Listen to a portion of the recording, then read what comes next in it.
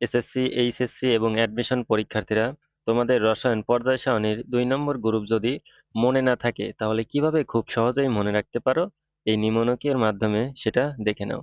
তো মনে রাখবা কি, বিরিয়ানি মোগলাই কাবাব সরিয়ে বাটিতে রাখো। মনে করো গামলায় আছে, কি করবা, বলে দেবা বিরিয়ানি মোগলাই কাবাব সরিয়ে বাটিতে রাখো।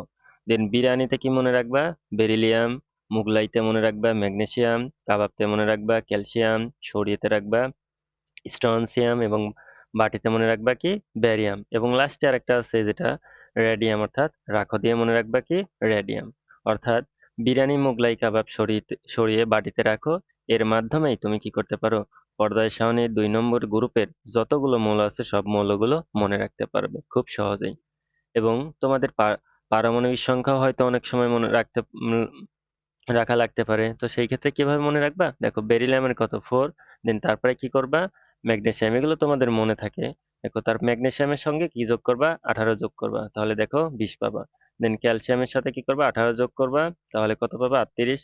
38 এর সাথে আবার 18 যোগ করলে কত পাবা, 56। এখন এইটার সাথে দেখো ওই যে তোমাদের লাস্টে দুইটা আছে অ্যাক্টিনিয়াম আর যে দুইটা আলাদা দুইটা অর্থাৎ এফ ব্লকের মৌল আছে, এই জন্য কি করতে হবে, এখানে 32 যোগ করতে হবে। অর্থাৎ 56 সাথে যদি 32 যোগ করো তাহলে সেই ক্ষেত্রে কি পাবা, রেডিয়াম। অর্থাৎ তাহলে এই 2 নম্বর গ্রুপের যে মৌলগুলো আছে খুব সহজেই এই ছন্দের মাধ্যমে মনে রাখতে পারবা। তো ভিডিওটা ভালো লাগলে তোমাদের বন্ধুদের মাধ্যমেও শেয়ার করে দাও, যেন তোমার বন্ধুরাও এই নিমোনিকটা মনে রাখতে পারে।